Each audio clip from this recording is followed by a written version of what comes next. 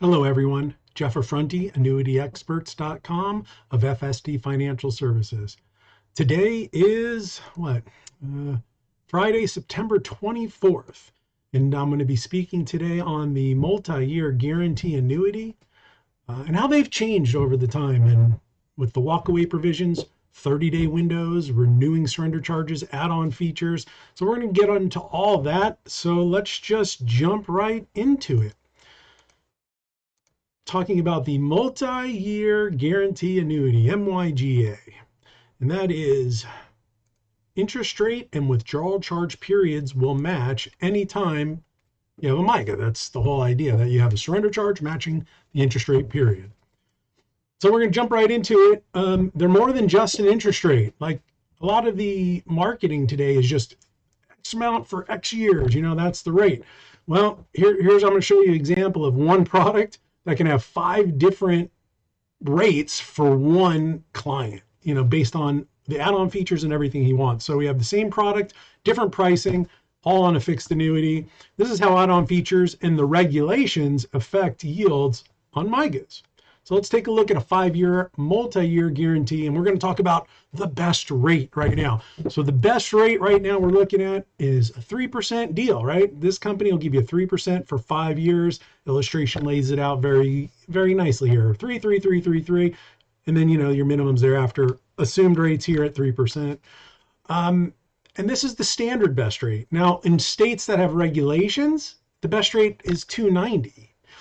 Why is that? Well, there's add-on features and death benefits that are in regulated states. So let me clear that up. Standard with a full death benefit with this particular client, you'd have to add the death benefit as an add-on feature. That costs 35 basis points. So in this particular case, so the same client says, hey, I want the best rate, but I also, I want to make sure if I die, my beneficiaries get, all the money. Well, okay, your rate went from 3 to 2.65 because you wanted that full death benefit. It's a rider that you have to add on to the product to get a lump sum full death feature. On a regulated state, such as California and Florida, they require the death benefit to be built in. So the company has to price this, not that anyone's going to select against them for death, but they will need to still price it in. So we have with this a 2.9% rate. So they built in that death benefit for a dime in the regulated states. So the client's like, well, that 3% is now 265. What about if I want also a withdrawal feature? Well, now we want to add on the 10% withdrawal feature. In standard states, that same MYGA now was 3%. It's 265 is now 2.57. So that best rate went from 3 to 2.57 in the standard product. The regulated state, since you only were dinged a dime for that death benefit and another 8 basis points now for your 10% rider, in the regulated state, your rate is 2.82 compared to 2.57. Now we're looking at everything just on the surface, basic terminologies, right? So let's look at the death benefit now. Now that 3% sounded really good, but knocking that rate down so much doesn't sound as good. This is where you got to be a little creative. You look at the contract. In this particular annuity, when you go here and we look at the specimen contract, there's a provision, an area called the death payout provision. So that's on page 8. So wow, let's go look at that before we make any decisions, right? And here we go and we look at the specimen contract, and there's an endorsement and an override. But first we look at the death benefit. The death payout provision in this particular annuity is death proceeds payable equal the cash surrender value. So the cash surrender value is, with the surrender charge here, 88760. So you're going to pay one of those charges if you die, no matter what. Even if you take it out over 5 years, the entire death proceeds, which is equal to the surrender value, must be paid. So it doesn't sound like a good idea. But if you continue reading into the contract, they added this endorsement here. And this endorsement says that the death payout provision is hereby deleted. So all the stuff you just read in the original death payout, that doesn't count anymore. They came out with this endorsement. And this endorsement says right here, that the death proceeds payable equal the cash surrender value. Once again, that matches. So what's changed? What's changed is the option of a 5-year payout. It is payable to the beneficiary equal in annual payments over 5 years. The surrender charge and market value adjustment will be waived, and the contract value, the full value, not the cash surrender value, will be determined in paying this annual 5 payouts. And they even give you the factor they're going to use, $204 per thousand. So real quick math, if you have a $120,000 account, 204 times 120 is 24,480 a year. Times that by 5, your 120,000, if you wait 5 years, is going to be worth 122. So you're not getting the 8,876 or 5% surrender charge because you just took it over 5 years. So the client might be like, oh, okay, now my rate is 10 basis points higher than the regulated states, and I still get a full death benefit as long as I put in a contract or a note with my contract, hey, beneficiary, make sure you talk to the agent and do this over 5 years and you won't get the surrender value. Not like anyone's selecting against these insurance companies to die, but in case you just jot that little note and there's no reason to pay that 35 basis points as long as your client's okay with that 5-year payout. So that's the specimen contract and the death benefit and how you can make 35 basis points just disappear and still keep a good yield on that product without having to switch. Next, let's switch to end of term selections, where the value measured is time and how much time you have to make a decision after the guarantees are over. So let's look at, these are recurring and repeating surrender charges. Very common right now. The idea about a repeating surrender charge is so the insurance company is going to recapture some of that money, put it right on the books at a low interest rate with full surrender charges. So as agents, as clients, it's your job to be aware of these 30-day windows. So let's look at how a 30-day window illustrates. So here we have an annuity, and as you can see here, the surrender charge is 876, and it's actually 5 and then 0 thereafter. And as you see, if you don't make an election in that 30 days, the surrender charge repeats again and again and again forever. Same here, 98760, 98760. So you want to make an exit during that window, otherwise you're renewing surrenders. And by the way, the insurance company doesn't have to get new suitability for these surrenders or anything like that. It's just you're locked in and there's really nothing they can do at the end of that time. So let's take a look here at another one. There's some really dangerous ones here. A 3-year can become 10 years if you don't activate in that 30-day window. And as you can clearly see here, the surrender charges last for 10 years, even though this is a 3-year term. So you really want to exit during the surrender window, or make a decision. It's time sensitive. You got 30 days. If someone's out of town, if they're sick, whatever, it runs into an issue. The best way I've seen these 30-day windows laid out is from this company here, and they break it down. Even though it's a recurring surrender charge, they actually break out this 5th year, and they show after the 5th policy year there's a 30-day window in which you may withdraw without an MVA or surrender charge, and they lay it out, and you see they match durations here. Boom, boom, boom, 1, 1, 1, 1, 1, 1, 1, 1, they all match. Whereas if you just go to the 5th year in a lot of these, they do not match. Some will match, like this one, and then so 0, but that 30-day window is because it's before. See this during the 30 days before the end of the term, where this one is you have 30 days from the beginning of the subsequent term. So there's 60 days of variation there.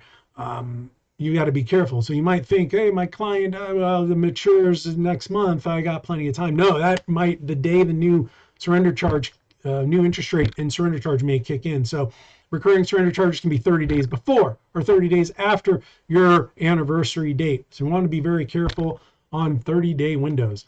Now let's move to a cleaner option, the walk-away annuity. And here, how recurring surrender charge decisions, you have all the time you need with non-recurring products. So here's a 3-year non-recurring. As you can see, they do a really bad job. I don't know why MYGA companies don't break this out and make it cleaner. But when you have a client that's looking at an illustration that's 3 years and they show the 3-year value having a $7,000 surrender charge, it doesn't look good. Now you got to go through and say, yeah, that's assuming you surrender on the last day of the 3rd year. See, if you look in the 4th year, everything matches. I don't like it done this way. It makes it harder for everyone to understand. But that's the way it's done. So you got to realize these are assuming you surrender the policy on the last day of that third year instead of waiting one more day and getting the full value of 106, in this case 433. If you wait one extra day, you get the full value instead of the surrender value. This company does it as well. I like the way they illustrate here. This is a separate carrier. So you see the rate's 260 for the 5 years, and it shows 1% thereafter is your guaranteed rates. Then it goes through your non-guaranteed, assuming everything stays the same. But look how clean this is, 87654. 0, and it's just 0 thereafter. It's like a savings account, a checking account, whatever. You know, it's liquid in that sense. That's how they're the same. You can move money in and out in partial amounts, full amounts. That's up to you at the time. Here's another company that I think did a really good job explaining away the values. After the 5th year, you have an ending account value, minimum ending surrender value. They talk about the minimum surrender value and a full death benefit. So we're going to get into this minimum surrender value right now. And that comes into market value adjustments. And that isn't basically an add-on or a subtraction to the surrender value based on where interest rates are. So with today's world, with interest rates at historically low numbers, an MVA is pretty much a bad thing. It protects the insurance company, which is good because that's where the money's at, but it's a bad thing for the client. If interest rates take off, their surrender charge will increase. So here's an example of a negative MVA, meaning if your contract, if the interest rates increase, so if the constant maturity treasury yield increases from 2 to 2.5%, basically you get an extra 90 basis points of surrender charge because of that change. So that's per half a point is 90 beeps. So if you're up 3, you're talking some substantial increase in, you know, close to 6% of extra surrender charge. But on the reverse side, if interest rates are historically high, like they were, say, 15 years ago, they're not historically high, but higher, right? We had 7% rates. And as the rates declined, the surrender charges would reduce. So in this case, a decrease from 2 to 1.5 would give you a lesser surrender charge of 1%. So here you go, you'd be out a little less to exit if you needed it for whatever case. The reason the market value is there is to protect the insurance company from a run on the bank. So if interest rates go from 2 and hyperinflate to 5 and CDs are at 5, but you're stuck at 260, 290, you want to move your money to get that 5, the insurance company, yeah, but wait, you're going to have to pay us more. It protects the insurance company from everyone leaving if interest rates just go crazy, right? And on the same thing, it protects clients if interest rates go down, and the insurance company can get off those higher yields or keep those higher, investments.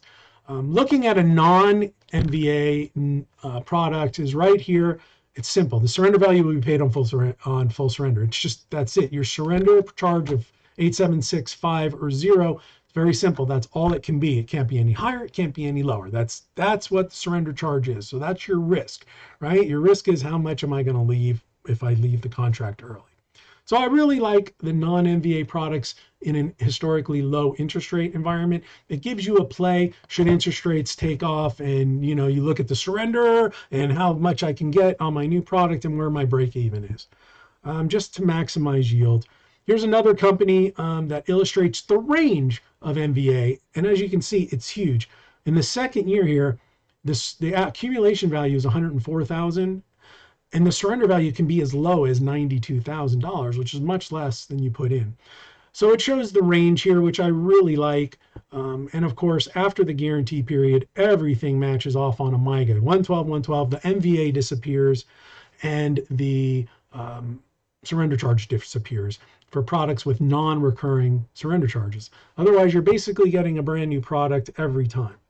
So that's the MVA. I hope I didn't go too fast through that stuff. If you guys have questions, give me a call.